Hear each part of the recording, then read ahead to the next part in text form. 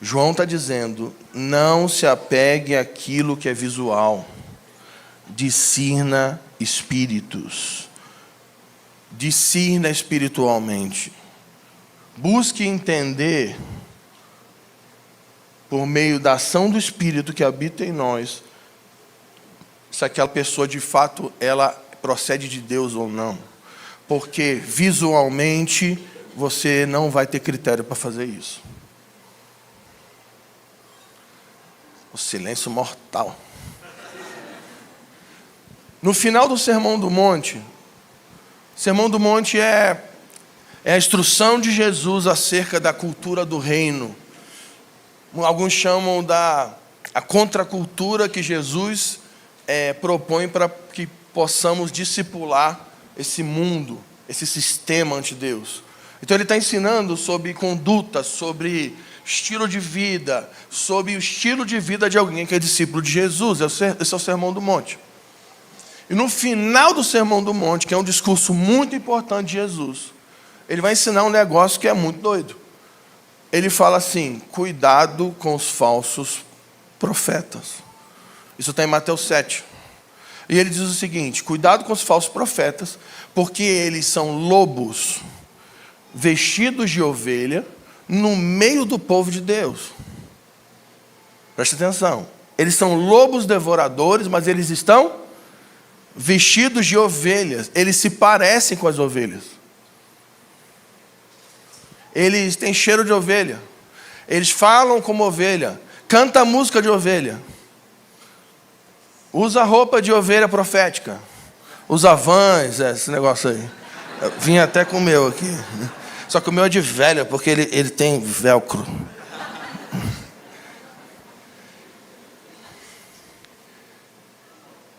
Ele se veste, ele parece, ele fala. Eles são lobos, devoradores, disfarçados de ovelhas. Cuidado com eles. Aí, Jesus fala assim no Sermão do Monte, Mateus 7. Porque no dia do Senhor, quando eu voltar para sentar no meu trono em Jerusalém, eles vão chegar para mim e vão falar o seguinte: mas eu curei em seu nome, mas eu expulsei demônios em seu nome, mas eu fiz milagres. Aí Jesus vai falar para eles: aparta-te de mim, porque eu nunca conheci vocês. Existe um monte de pessoa que está no meio do povo de Deus, que aparentemente estão fazendo obras boas, mas a verdade é que eles são falsos irmãos. Falsos irmãos. Falsos profetas. Que estão dentro do povo de Deus, buscando uma coisa: benefício próprio. O Douglas ensinou hoje de manhã sobre os dons. E um dos princípios da busca pelos dons está em Coríntios 14, no versículo 1. Paulo diz: siga o amor, por isso busque os dons. Preste atenção, siga o caminho do amor, por isso busque os dons. Porque é meio doido, porque parece que Paulo está mudando de assunto. Porque no capítulo 12 de Coríntios, a gente acabou de ler o capítulo 12, ele está falando sobre os dons, beleza? Aí no capítulo 13 ele fala sobre o amor. Aí no capítulo 14 ele volta a falar sobre os dons. Parece que ele ficou meio confuso. Parece que ele está falando sobre um assunto, aí ele mudou de assunto no 13. Aí no 14 ele voltou para os dons, mas na verdade ele está falando da mesma coisa. Por que ele, entre o 12 e o 14? Porque o 12 ele dá a lista dos dons. E no 14 ele dá o protocolo para como os dons devem funcionar na vida da igreja. Mas ele enfia um capítulo inteiro falando sobre o amor entre o 12 e o 14. Por quê?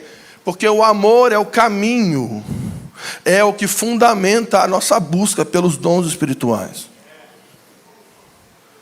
Porque o que difere um falso irmão de um irmão piedoso? O irmão piedoso busca o poder do Espírito, porque ele quer servir a Deus e servir pessoas. Um falso irmão é alguém que quer se envolver com a obra de Deus buscando benefício próprio. Só que, quando você olha, parece estranho, porque visualmente é muito parecido. Vou falar um negócio estranho, mas vou falar. Gente, no meio do mover, que cai todo mundo no chão, e fica aquela coisa maluca, o pessoal caindo, jogando cadeira para o alto. Uma pessoa caída no chão, tremendo, no poder do Espírito, e uma pessoa caída no chão, endemoniada, visualmente, não tem muita diferença não. Até porque os demônios estão meio que pegaram laringite, né? Ultimamente. Eles não falam mais, eles ficam quietinhos. Antigamente, quando começava o culto, começava a música, os demônios caíam. Lembra quem nessa época dos demônios caía? Aí caía os demônios. Aí o pessoal trazia o demônio para fazer entrevista com o vampiro, lembra? Aí o demônio vinha na frente, dava o microfone. Qual é o seu nome? Vem da caravana da onde? Aí tinha a hora que chamava o chefe, né? Eu quero o chefe. Aí chama o chefe. E ele falava, dava entrevista, falava da vida dele, da experiência, né, do testemunho, do demônio. Eu sou dessa época aí. Aí um dia, alguém muito inteligente, que eu não sei quem foi, parou e falou assim, pô, gente, vamos parar com isso. A gente está parando o culto para dar microfone para demônio? Vamos fazer o seguinte, aí inventaram um negócio chamado Salinha dos Capetas. Quem sabe, quem já foi para a Salinha dos Capetas? Não como capeta, mas como desencapetador. Quem já foi um desencapetador? Aqui é o irmão, quem já foi desencapetador, levou para a salinha, né? Aí o que acontecia? Estava rolando a música, o demônio caía, os diáconos, né? Agarrava e jogava para a salinha. Aí os demônios ficaram tristes, porque ninguém mais dá o microfone na mão dele, ele não fala mais no microfone. Ninguém mais pergunta o nome dele, leva para a salinha. Aí um dia, no Brasil, eles fizeram a convenção em Brasília, Convenção Nacional dos Capetas. Aí eles falaram, vamos fazer uma greve de cair num culto agora. Quer levar para a salinha? A gente não quer a salinha. Parou de cair demônio. Agora a pergunta é, eles foram embora? Não. Eles estão no mesmo lugar. Só que porque não é visual, a gente não percebe. Porque falta discernimento espiritual. Vamos abrir mais um texto, Mateus 24. Fingir que a gente tem esboço. Mateus 24.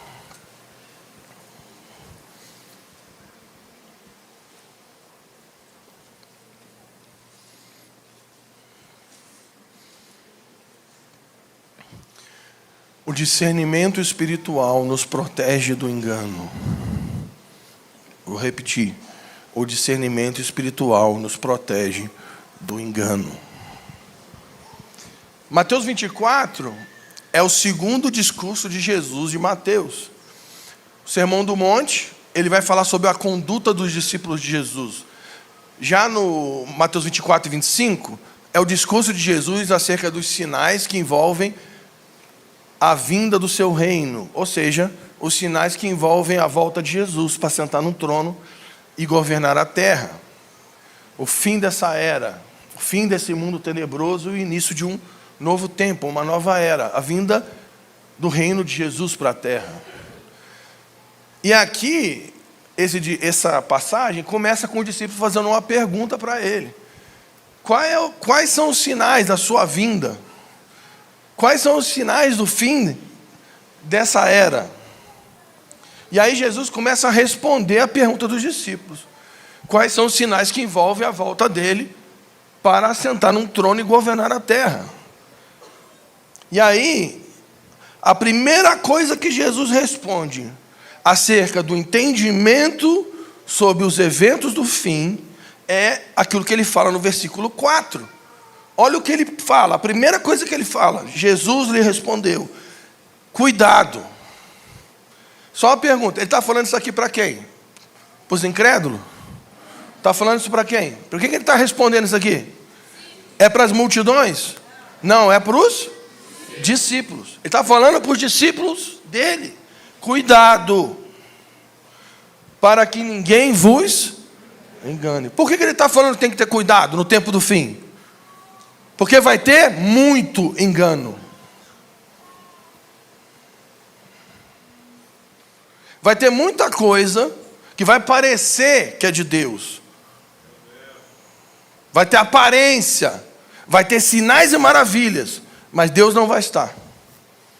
Cuidado para que ninguém vos engane. Nós estamos aqui buscando discernimento espiritual, que vai nos ajudar a lutar contra o engano. Versículo 5. Por quê? Porque virão muitos em meu nome. Virão muitos dizendo que são seus irmãos. Vão vir muitos dizendo que são ministros do Evangelho. E eles dirão, eu sou Cristo. Enganarão a muitos. Gente, esses falsos irmãos aqui, que falam que são o Cristo, não é Henrique Cristo não, gente. Aleluia, vai dando glória. Henrique Cristo não é um perigo não. Henrique Cristo é um idiota. É óbvio que ele é um idiota. O Henrique Cristo não vai enganar muita gente não. Jesus está falando de pessoas que vão estar no meio do povo e vão falar, eu sou a solução da sua vida. Siga a minha voz. Faça tudo o que eu mando. Agora eu sou dono da sua vida. E tudo que eu mandar você falar, você fala. E tudo que eu mandar você fazer, você faz. E se eu mandar você pular, você pergunta a altura. Porque eu agora sou teu pai. Eu sou teu dono. E se você quebrar aliança comigo e sair da minha cobertura, você está sob maldição e teus filhos vão ter câncer. Esses são os falsos cristos.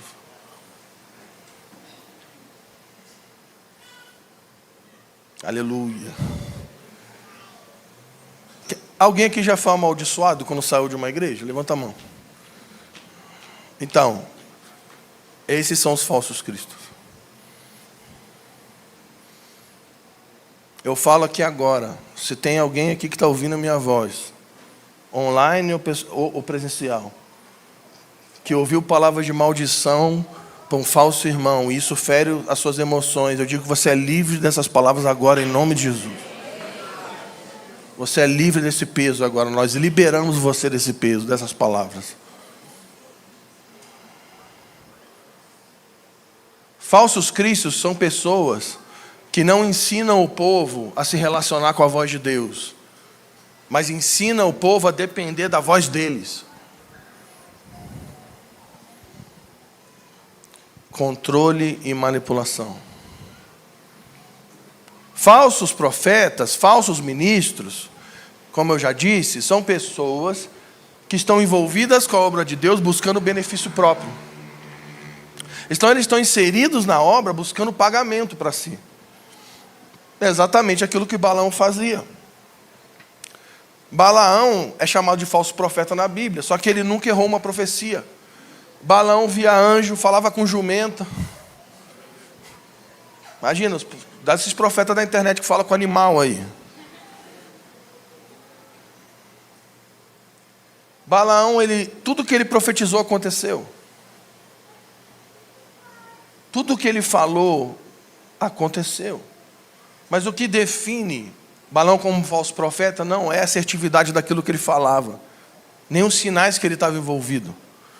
Era o seu coração, porque a Bíblia diz que Balaão profetizava em troca de pagamento. E, gente, pagamento não é só dinheiro, não.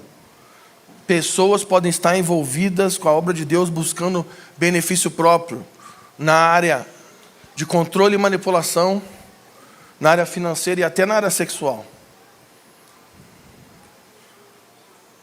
Silêncio mortal. Vou prosseguir. Mas não tem falsos irmãos só que sobem nas plataformas, não. Tem falsos irmãos que sentam nas cadeiras de baixo também. Porque tem o falso irmão que está aqui em cima, que quer manipular o povo,